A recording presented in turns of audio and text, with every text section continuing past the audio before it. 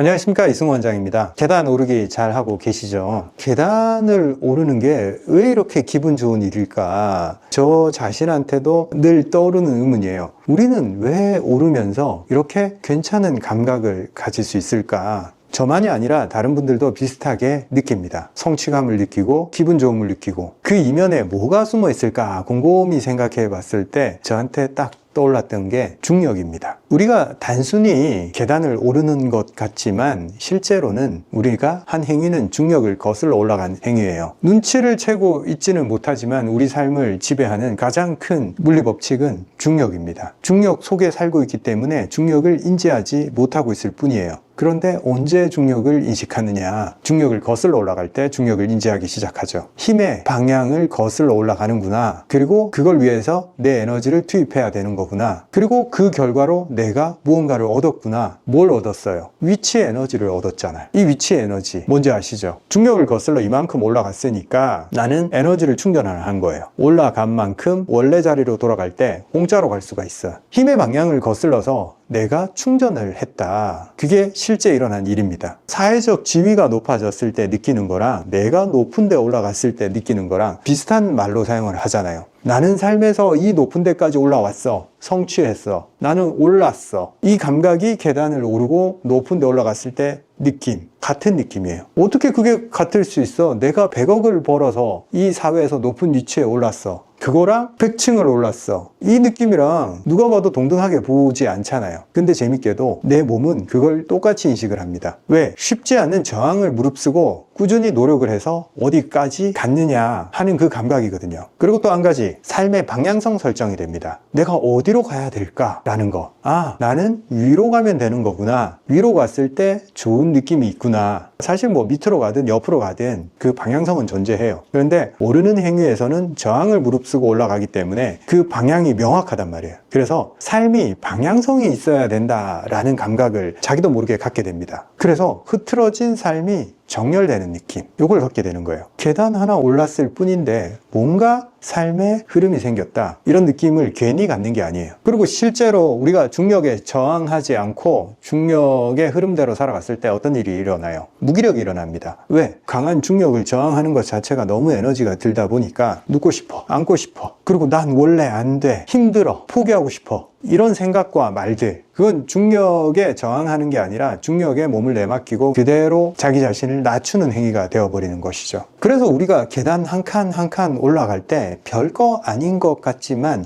거기서 우리가 이겨내고 있는 것은 하기 싫음에도 한번 해보자 라는 생각과 여기서 뭔가 방향이 있을 거야, 이걸 내가 꾸준히 했을 때 내 삶이 달라질 거야 라는 믿음, 그리고 하기 싫지만 한번 해보자 하는 내 마음에 중력을 거스러 보고자 하는 그 마음, 그걸 자꾸 일으켜 세우는 거예요. 계단이 단순한 계단이 아닌 거죠. 하기 싫음과 끊임없이 해야 될 의식과의 싸움인데 이유들을 만들어내는 거예요, 스스로. 내가 하지 말아야 될 이유를 대는 것은 너무 쉬워. 그냥 중력의 방향이에요. 하지 말아야 될 이유는 너무너무 쉽게 될 수 있어. 오늘 너무 피곤해, 너무 습해, 계단이 너무 깜깜해, 그리고 오늘 무릎이 좀 안 좋은 것 같아, 아파. 이유들은 한 2만 개 정도 만들어낼 수 있겠죠. 그런데 해야 할 이유는 만들어내기가 굉장히 어려워요. 그걸 만들어내는 그 작업 자체가 중요한 거예요. 계단을 오르는 행위도 중요하지만 올라야 될 이유를 스스로 만들어내는 거, 그게 뭡니까? 내가 살아야 될 이유를 만들어내는 것과 똑같은 작업이에요. 그래서 삶의 의지가 생기는 거고, 계단을 올랐는데 내 삶이 정렬되는 것 같다라는 느낌을 받는 거죠. 그랬을 때 뭐가 주어지겠어요? 그 수많은 하지 말아야 될 이유와 싸워서 내가 해야 될 이유들을 내 삶에 도입을 해서 이겨냈잖아요. 주도권을 가져왔다는 느낌이 드는 거예요. 삶의 주도권. 내가 사라지는 대로 그냥 산 게 아니야, 이거는. 내가 어떻게 살 건지 내가 결정을 하고 그 이유들도 모았고 실제로 내가 행동을 했단 말이에요. 이거는 삶의 주인이 되었다는 증거예요. 그 느낌, 주도권을 가져왔다는 느낌, 그걸 얻게 되면 그 다음에 어떤 게 주어지냐면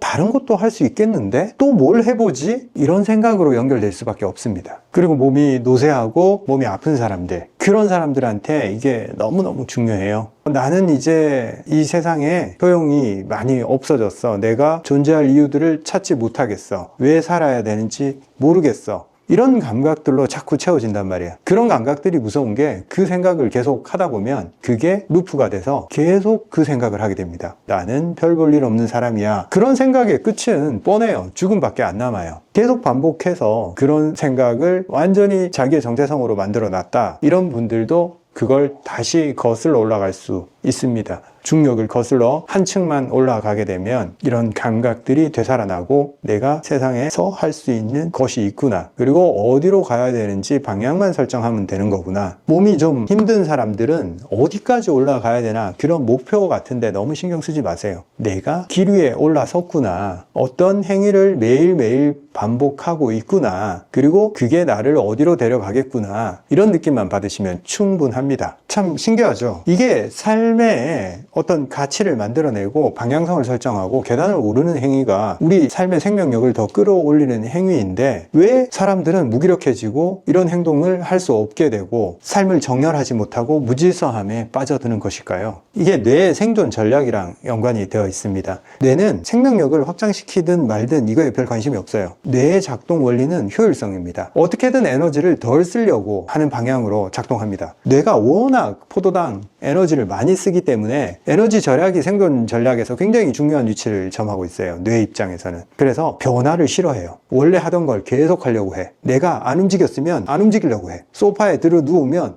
또 눕고 싶어 해. 그리고 눕고 나면 일어나지를 못해. 뇌가 싫어해요. 너 가만히 있어. 그게 에너지 절약하는 길이야. 움직이지 마. 이런 전략이 어떤 상황에서는 분명히 도움이 되었을 거예요. 기아 상황, 에너지를 많이 써서 오히려 더 배고픔이 심해지는 그런 상황에서는 중요한 전략이겠죠. 그런데 현재 우리가 물질이 이렇게 풍요로운 세상에서 그런 행동은 이득이 없습니다. 에너지 부족, 칼로리의 부족에 시달릴 상황이 거의 없잖아요. 물론 아프리카는 그럴 수도 있겠지만 최소한 우리가 지금 살고 있는 이 대한민국에서는 그런 상황이 잘 벌어지지가 않아요. 그래서 뇌는 항상 안주를 택한다. 계단을 오르는 것보다 안 오르는 것을 택하게 되어 있습니다. 중력만 거슬러야 되는 게 아니고 뇌의 시스템까지 거슬러야 됩니다. 쉬운 작업이 아니라는 거죠. 그렇지만 우리는 그쪽으로 나아가기로 결정을 했단 말이죠. 가면 됩니다. 그리고 이 사회가 항상 우리에게 불안, 비교, 우울을 던집니다. 넌 저 사람보다 못해. SNS에서 잘 나가는 연예인들만 보고 누구는 뭐 이렇게 했더라. 누구는 돈이 얼마 있더라. 누구는 무슨 차를 타더라. 이런 비교 속에서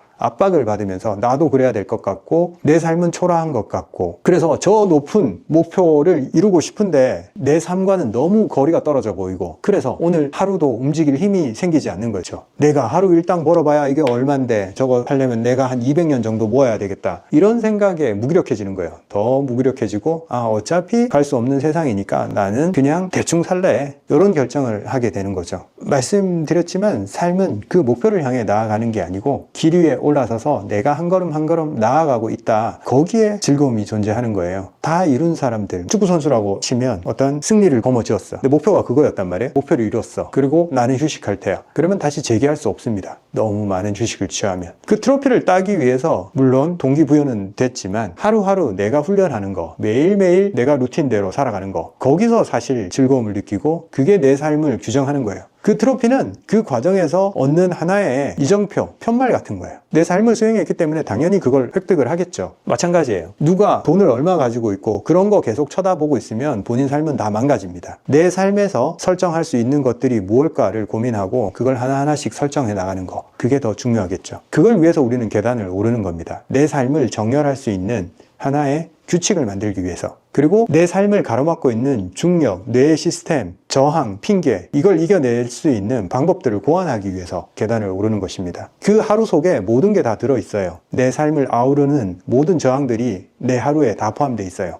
이 하루가 중요한 거죠. 이 하루를 어떻게 설계하고 어떻게 이겨낼 수 있는지를 알아낸다면 어떤 목표도 이정표일 뿐이에요. 방향 설정하고 가다 보면 그건 이루어져 있을 거예요. 저 구독자분 댓글 하나 소개해 드리겠습니다. 열심히 산다고 사는데도 뭔가 늘 제자리인 것 같아 충분히 행복하지 못했던 제 인생의 실타래가 풀리는 느낌입니다. 원장님 덕분에 이제 하루하루 더 충만하고 건강해질 수 있을 것 같습니다. 대부분의 사람들이 느끼는 부분이죠. 다들 열심히 사세요. 열심히 안 사는 사람이 어디 있어요. 다들 열심히 사는데 뭔가 해결이 되지는 않고 더 복잡해지고 문제를 풀지는 못할 것 같고 불안이 엄습해오고 저도 그랬어요. 저도 제 삶을 유지시키기 위해서 매일매일 너무 많은 에너지를 써야 됐던 그런 구간들이 존재했어요. 근데 그 구간을 넘어서면 나는 매일매일 내가 해야 될 일들을, 자그마한 일들을 즐겁게 수행하다 보면 그냥 삶은 흘러가면서도 꽤 괜찮은 모습들을 계속 보여주는 그런 구간에 들어오게 됩니다. 우리가 계속 노력하는데도 뭔가 변화가 없다고 생각하는 그 구간이 길어지면 길어질수록 힘들어집니다. 그 구간을 견뎌내고 그 지루함을 견뎌내고 그리고 발전되지 않는다는 그 느낌이 들 때 거기서 우리가 해야 될 일들을 찾아내야 됩니다. 이 지루한 삶 속에서 무엇을 내가 반복했을 때 내 삶이 나아질까? 그 포인트들을 찾아내는 거. 그때부터 실타래가 풀리기 시작합니다. 그리고 뭔가 도달했을 때 느끼는 게 아니라 내가 살아가는 이 순간 자체가 꽤 괜찮구나. 매일매일 살아가는 게 힘든 게 아니구나. 이런 느낌들이 오기 시작합니다. 이분은 오늘 처음 댓글을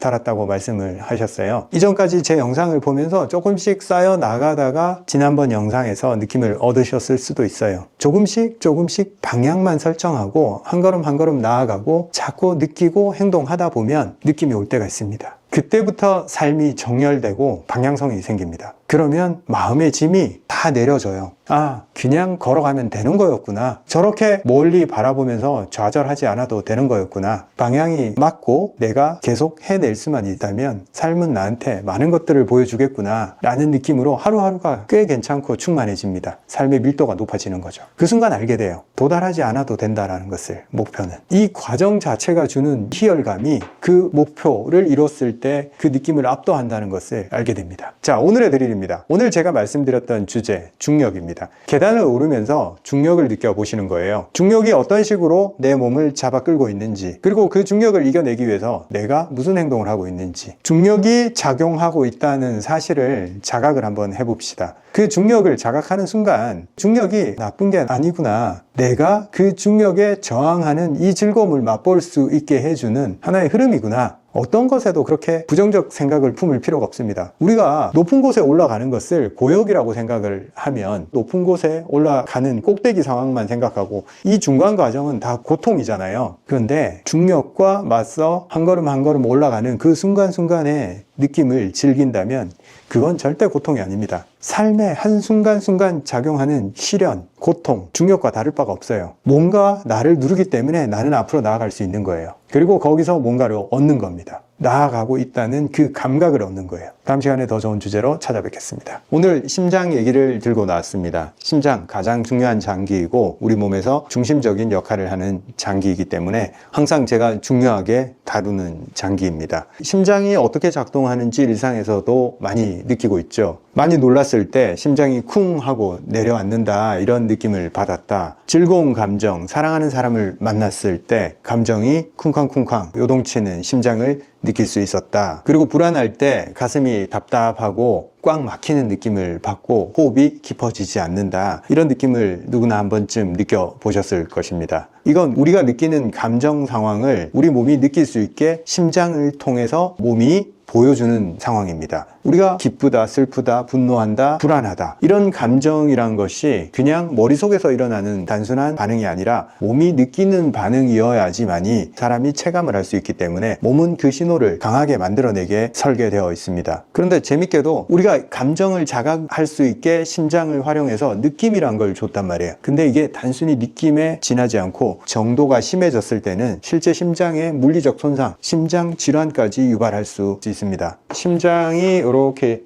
있었을 때 좌심방, 좌심실, 좌심방에서 혈액이 들어와서 좌심실에서 전신으로 동맥을 통해서 혈액을 뿜어내는 그런 역할을 하는 게 좌심실인데, 강한 충격, 이별이라는 강한 사건 혹은 배우자의 죽음, 이런 강한 충격을 받았을 때 이 좌심실이 이렇게 부어버리는 현상을 보이는 경우가 있어요. 실제 충격을 받았는데 심장에 변형이 오는 거죠. 이게 일본에서 처음 발견돼서 이름을 타코츠보 심근병증이라고 이름을 붙이고 있어요. 심장의 좌심실이 문어단지처럼 볼록하게 부풀어 있다. 타코, 문어잖아요. 문어단지처럼 심장이 변했다. 이렇게 해서 타코츠보 심근병증이라고 하는데, 이게 어떤 사람들한테 생기냐? 아까도 말씀드렸듯이 배우자의 죽음, 심한 공포, 분노, 수치심, 그리고 화재 같은 큰 일을 당했을 때, 엄청 놀랐을 때, 재난 상황에서 이런 현상이 발생할 수 있습니다. 가슴 통증이 심하게 나타나고 호흡이 잘 안 되고 실신까지 해요. 이게 나타났을 때. 근데 증상은 심근경색이랑 굉장히 유사하지만 거기까지는 가지 않고 시간이 지나면 점차 회복되기는 해요. 그런데 또 재발되기도 하고, 그 과정에서 한번 약해진 심장으로 인해서 자꾸 몸의 기능이 떨어지는 그런 상황에 잘 들어갑니다. 이게 누가 잘 걸리냐면 50대 이상 여성, 그리고 우울, 불안 경향이 있는 사람들,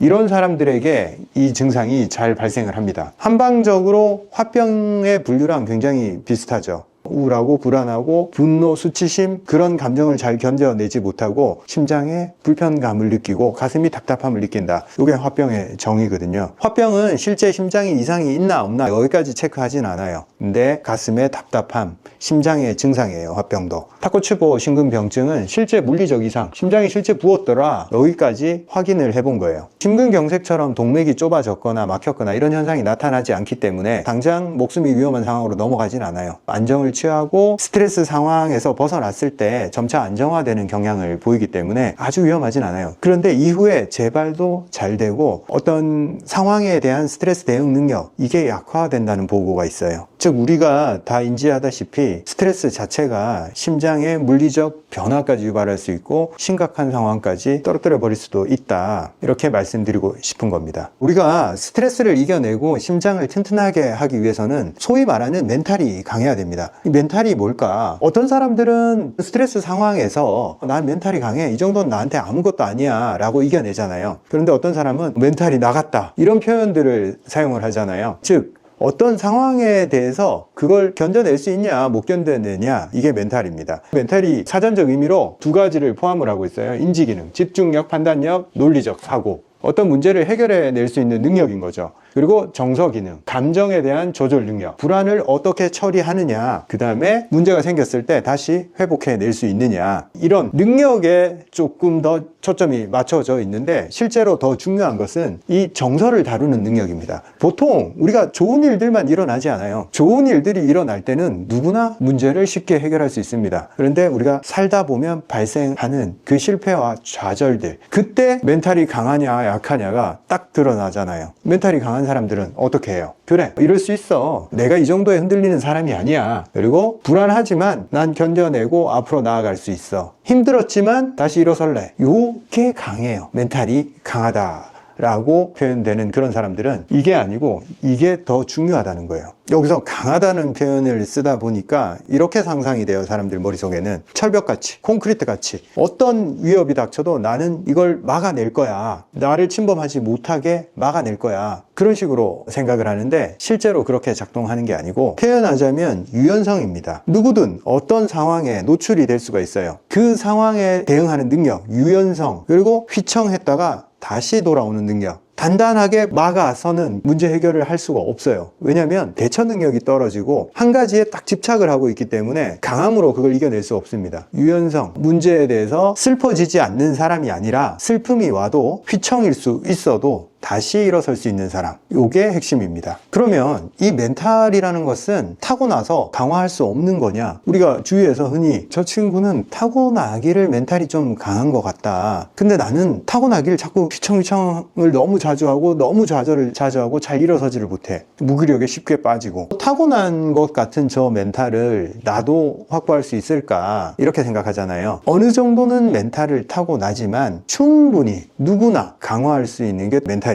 내가 멘탈이 타고나지를 않았어. 그러면 강화하기 위해서 가장 중심에 둬야 될 게 내 멘탈이 반응하는 장기인 심장, 이 심장을 강화하는 게 멘탈 강화랑 똑같습니다. 심장이 어떻게 뛰느냐, 우리가 심박수 변이를 주목할 필요가 있어요. 심장이 약한 사람들은 심박수가 굉장히 큰 진폭으로 오르락내리락 합니다. 급격하게 빠르게 치솟아서 이렇게 치솟은 상태가 쉽게 유지가 되고 오래가고 이런 상황을 보이는데, 기준점이 분당 한 60번 뛰는 게 정상적인 리듬이라 했을 때 심장 변이도 안정적인 사람들은 올라갔다가도 이 기준점으로 쉽게 내려와요. 그런데 한번 올랐다가 이게 오래 머물렀다가 이렇게 내려온 사람들이 있어요. 더 급격하게 치솟고 더 불안정한 상태에 오래 머물러 있는 경우가 심장이 약한 사람들, 즉 멘탈이 약한 사람들의 특징입니다. 이 심장의 리듬이 잘 조율되기 위해서는 일관된 느낌을 줘야 됩니다. 매일 규칙적인 반복 행동, 그리고 매일 규칙적인 운동, 그리고 심장을 한 번씩 높이 뛰게 만들어서 이 상황을 경험하게 만들고 다시 돌아오는 그 패턴을 되찾게, 오르고 내림에 대해서 익숙해지게, 그래서 빨리 올랐더라도 리듬을 찾아오게, 이걸 연습을 시켜야 돼요. 감정적인 연습도 여기에 속합니다. 내가 흥분을 했어. 왜 또 흥분을 했지? 내가 왜 또 화가 났지? 그리고 화가 난 나 자신에 대해서 또 화가 나. 이렇게 흥분된 상태에 오래 머물러 있으면 심박이 안정이 잘 안 됩니다. 흥분을 했을 때, 분노가 생겼을 때, 혹은 어떤 종류의 감정이 생겼을 때, 아, 심장이 흥분을 했구나, 가만 내버려 두면 다시 안정을 되찾을 거야, 그 정도로 긍정적 피드백을 줘야 됩니다. 부정적 피드백들, 왜 이렇게 불안하지? 왜 이렇게 심장이 뛰지? 문제가 생겼을까? 불안에 불안을 만들면 안 됩니다. 불안에 불안을 만들면 애가 안정될 줄 모르고 계속 가요. 흥분된 상태로. 빨리 원래 상태로 돌려주는 습관을 가져야 됩니다. 좋은 일이 생겼을 때도 마찬가지예요. 이 기분, 이거 너무 좋아, 나 여기 오래 머물고 싶어. 물론 우리가 운동을 통해서 심박수를 높이 유지할 때는 그걸 계속 유지해도 괜찮습니다. 그런데 운동 능력 없이 그냥 너무 기분이 좋아서 이렇게 업돼 있는 상황 있죠. 그걸 자꾸 유도하면 안 됩니다. 그렇게 운동 없이 치솟았던 거는 빨리 제자리를 찾아가야 돼요. 이걸 좋은 거라고 계속 이렇게 높이 유지하면 나중에 다운이 돼 버립니다. 즉 조울증이 생겨요. 좋을 때 너무 좋고 다운될 때 확 다운돼서 무기력증까지 빠져버립니다. 그래서 심장의 변이를 최대한 안정적으로 유지하자. 운동을 통해서, 반복을 통해서 높은 심박수에 견디게 만드는 것도 리듬을 만드는 것이에요. 그래서 제가 매일 계단 오르기를 해보시라 하는 이유도 이 맥락에 속해 있습니다. 안정된 상황일 때 심장이 어떻게 반응하는지, 그리고 계단을 오를 때 심장이 치솟았다가 다시 어떻게 다운되는지, 심장의 능력이 좋아지면 좋아질수록 이 회복력 자체가 빨라요. 심장의 운동 능력 자체가, 회복력, 빠르게 원상태로 돌아오는 그 능력이 빨라집니다. 처음에 안 하던 계단 오르기를 하면 쿵쾅쿵쾅 하는 게 한참을 가요. 얘가 이게 정상인지 뭔지에 대한 기준이 없기 때문에 이 상태를 오래 유지하려고 그래요. 그런데 계속 운동을 많이 하는 사람들은 운동한 상태에서 올랐다가 운동이 딱 끝나면 굉장히 빠르게 원상태로 돌아옵니다. 그걸 계속 연습을 해놨기 때문에 감정 상황, 큰 충격을 받는 상황에도 심장이 똑같이 반응을 해요. 확 놀랬다가 빨리 원상으로 돌아가야지 하면서 안정을 되찾고 객관적 시각을 유지를 하고 상황 파악이 빠르게 됩니다. 그런데 이게 연습이 안 돼 있는 사람은 어떻게 돼요? 흥분하죠. 와, 불이 났어. 이거 어떻게 해야 되지? 어떻게 해야 되지만 하고 있는 거예요. 흥분해서 상황을 객관적으로 볼 만한 힘이 없는 거죠. 흥분 상태에서 하는 판단은 대부분 잘못된 판단을 하게 되고 실수를 만들기 마련입니다. 어떤 상황이 발생했든 내 삶에 실패, 시련 발생했더라도 잠깐 흥분할 수는 있어요. 그거는 신체가 그렇게 반응하게 만들어져 있기 때문에. 그런데 그대로 가게 되면 몸도 상하고 마음도 상하고 계속 시달려 버립니다. 빨리 원상으로 돌아와서 그럼 내가 해야 될 일이 뭘까? 거기에 집중하는 게 몸도 정상화시키면서 실제 사건을 해결하는 가장 빠른 방법이 되는 거죠. 그래서 우리가 매일 계단 타기를 하는 것은 어쩌면 보험이에요. 내가 계단 타기를 했을 때 심박수가 올라가는 거랑 집에 불이 났을 때 심박수가 올라가는 거랑 가까운 사람한테 안 좋은 일이 생겼을 때 심박수가 올라가는 거랑 생각보다 크게 다르지가 않아요. 그래서 내가 매일 심장을 강화하는 훈련, 그리고 심박수가 올라갔을 때 그 다음 일어나는 리듬, 요걸 계속 연습을 하다 보면 신기하게도 똑같은 일이 발생을 합니다. 스트레스 상황에서 그 스트레스 사건이 계속 가지에 가지를 물고 나를 괴롭히는 게 아니라 그렇구나, 이런 일이 일어났구나 하고 시간이 지나면 자동으로 흥분 상태에서 가라앉게 되고, 그럼 난 뭘 할 수 있지에 집중할 수 있게 됩니다. 조금 더 나아가서 심장을 단련하는 운동 훈련, 계속 매일 반복되게 하는 심장 강화 훈련 하게 되면 자연스럽게 감정에 대한 훈련도 이어집니다. 그렇지만 조금 더 쪼개서 우리가 감정이 일어났을 때 늘 해왔던 방식으로 또 쉽게 그 상황에 빠져들어가 버립니다. 이것도 역시 훈련을 해야 됩니다. 감정이 올라왔을 때 이게 진짜 감정이냐 아니면 이 상황이 만든 나의 반응이냐 이걸 생각을 해야 돼요. 예를 들면 우리가 감정이란 게 똑같은 상황에서 똑같은 감정이 올라온다면 모든 사람이 그렇게 똑같이 해야 되는 거잖아요. 예를 들면 우리가 줄을 서 있어. 앞에 사람이 이렇게 끼어들었어. 줄서기를 하는데 굉장히 불쾌하고 화가 나죠. 여기서 제가 하고 싶은 말이 그런 불합리한 상황에서 화를 내라 마라 이런 얘기를 하는 게 아니에요. 일단 상황이 옳고 그름은 떠나서 한번 생각해 봅시다. 모든 사람이 그 상황에서 감정 동요가 일어날까? 사고 실험을 한번 해봅시다. 모든 사람이 그렇진 않을 거야 라는 결론에 도달할 겁니다. 우리가 사회적으로는 야 그런 상황에서 화를 내지 않으면 그건 바보지. 그런 상황에서는 화를 내는 게 적절해 라고 얘기를 하잖아요. 근데 어떻게 대응해야 된다라는 것도 사실 우리가 교육받은 거예요. 그런 상황에서 화를 내야 된다라는 것은 정해져 있지 않아요. 화를 내지 않을 수도 있어요. 분명히 다른 사람은 화를 내지 않을 수 있다라는 사고 실험을 했잖아요. 그러면 또 한 가지 사고 실험. 똑같은 사건이 일어났을 때 나의 기분 상태, 나의 컨디션에 따라서 내가 하는 행동이 달라질 수 있다라는 것도 한번 생각해 봅시다. 예를 들면 내가 아침에 집에서 와이프랑 싸우고 나왔어. 그러면 끼어드는 사람한테 화풀이를 할 확률이 이미 높은 상황이에요. 그런데 내 삶이 잘 돌아가고 있고 내가 마음의 여유가 있어서 사람들한테 관대해질 만한 그런 조건에 있어요. 그러면 이렇게 끼어든 사람한테도 관대해질 수 있는 거죠. 무슨 사정이 있을 거야 라고 한 번 더 생각해 볼 여유가 있는 거죠. 그래서 어떤 상황에서 즉각적으로 올라오는 내 감정 상황이 꼭 필연적인 감정은 아니고 오히려 현재 내 신체 상황을 더 반영할 수도 있다라는 여지를 하나를 열어놓고 대응을 하는 것이 좋습니다.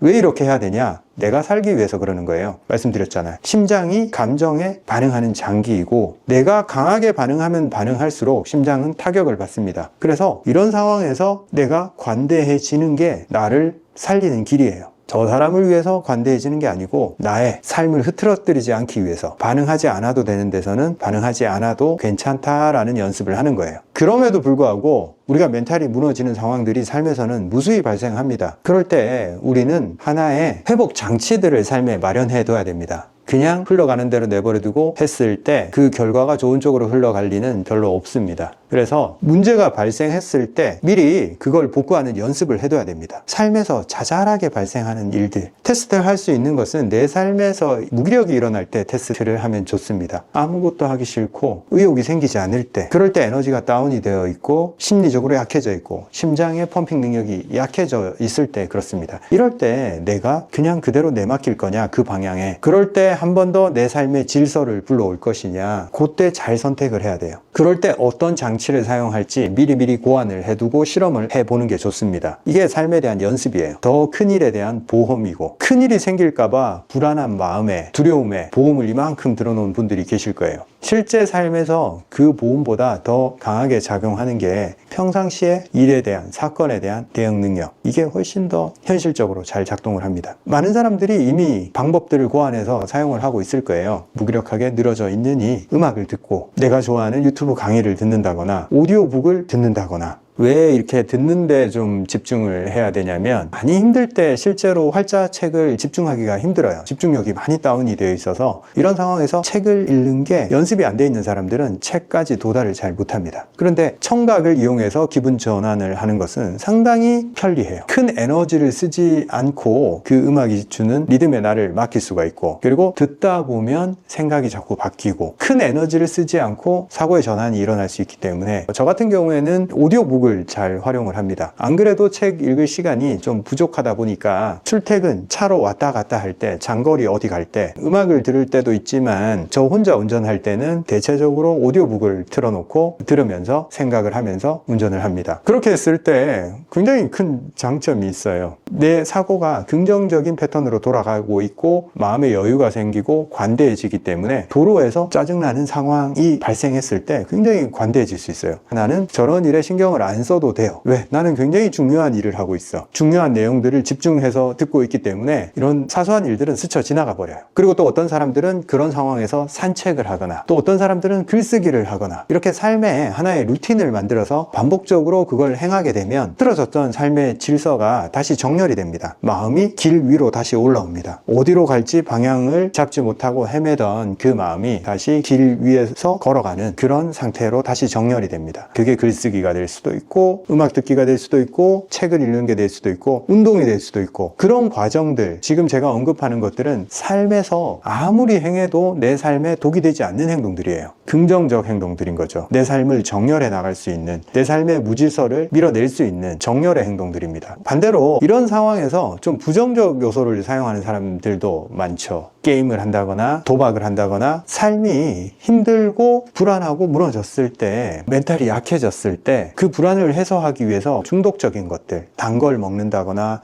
카페인을 먹는다거나 게임을 한다거나 도박을 한다거나 표피적인 만족감을 줘요. 그걸 하는 동안 현실을 잊을 수가 있어요. 그래서 그걸 반복적으로 사용을 합니다. 중독적 요소, 담배 같은 것도 마찬가지고, 담배를 피우면 뭔가 근심이 날아가는 것 같아. 술을 먹으면 뭔가 현실을 잊어버릴 수 있는 것 같아. 멘탈을 다시 잡고 삶을 정렬하는 데 있어서 이런 부정적 요소가 개입되면 끝은 정해져 있습니다. 중독입니다. 계속 이런 행위를 하면서 삶을 갉아먹게 되어 있습니다. 그리고 이렇게 멘탈이 흔들릴 때 최종적으로 내가 가진 정체성에 기대서 그걸 버텨야 됩니다. 나는 흔들려도 다시 일어서는 사람이야. 나한테 흔들리면 아주 재밌는 물결 정도에 불과해. 나는 거기서 서핑을 할 거야. 그 물결을 타고 놀 거야. 이렇게 자기 자신을 정의를 강하게 내려놓는다면 그런 상황에서 쉽게 흔들리지가 않아요. 그런 상황을 다르게 해석할 수 있는 강한 정체성이 만들어져 있기 때문에 그런 실패와 좌절을 내 심장에 타격까지 연결시키지 않고 스무스한 리듬으로 그냥 풀어냅니다. 아, 삶에서 일어나는 일들이지. 이럴 수도 있구나. 그렇지. 그럼 이걸 극복하는 재미를 한번 느껴볼까? 완전히 정체성을 바꾸면 그것 자체조차도 나한테 어떠한 타격을 줄 수 없고 오히려 좋은 요소로 전환을 시킬 수가 있다는 거죠. 자, 오늘의 드릴입니다. 오늘 하루 여러분들이 한번 열심히 반복해서 노력해 볼 만한 하나의 주제입니다. 하루 동안 절대 자기 비하의 말을 하지 않기. 문득문득 올라올 거예요. 그러면 깨닫기만 하면 돼요. 일단 자기 비하를 하고 있는 자기 자신을 발견을 했을 때도 비하하지 않으면 돼요. 대부분 비하에 비하를 합니다. 나 또 이러고 있구나 하면서 말씀드렸죠. 그런 자기 비하가 올라올 때 내가 이런 행동을 이렇게 자주 하고 있었구나. 여기까지 하시면 됩니다. 눈치만 채시면 돼요. 거기서 뭘 어떻게 해야 된다. 여기까지 안 하셔도 돼요. 최대한 자기한테 칭찬하고 스스로한테 삶의 의지를 북돋을 수 있는 그런 말들을 해주자고요. 자기 비하 없이 하루 버티기. 이게 오늘의 드릴입니다. 감사합니다. 소초보감 단이 드디어 4가지가 다 출시가 되었습니다. 이렇게 기국단, 삼획단, 단홍단, 삼백단 4가지를 다 출시했고, 아시다시피 환에서 업그레이드가 된 제품입니다. 어제 환자 한 분이 이렇게 말씀을 하시더라고요. 기존 환도 아이들이 먹기가 괜찮아서 잘 먹고 있다. 환 잘 먹고 있는데 기존 환 단종시키는 것 아니냐, 이렇게 걱정하시는 분이 있더라고요. 걱정하지 않으셔도 됩니다. 기존 환도 그대로 계속 생산 중이고 단도 앞으로 계속 생산해 나갈 예정입니다. 단은 이렇게 박스로 되어 있는데